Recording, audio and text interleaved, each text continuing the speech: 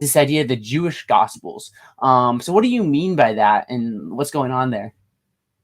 Well, there were some very early, in fact, those are the earliest Gospels that follow the New Testament Gospels, or the ones we call Jewish Gospels. They seem to be connected to Matthew. They seem to be new versions of Matthew. Zach, it's real hard to evaluate them because they don't survive.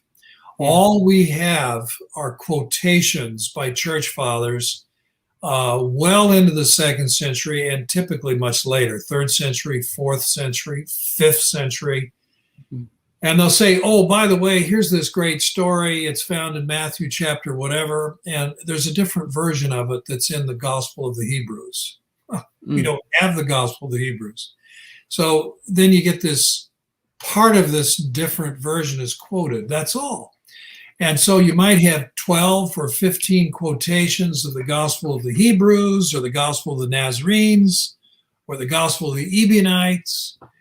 And you just get a handful of quotations. And the reason those quotations were even quoted was because they're different.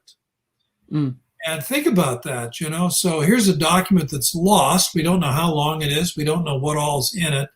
And all that survives of it are a dozen quotations of passages where it's different from Matthew, Mark, Luke, John.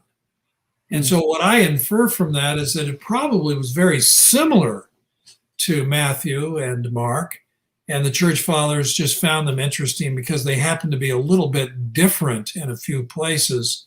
And we think they were written in the early second century, probably somewhere between 120 and 140. So that's what I mean about the Jewish Gospels. So they're probably not that remarkable or that unusual, like the later Gospel of Thomas or Gospel of Peter or some of the Gnostic Gospels.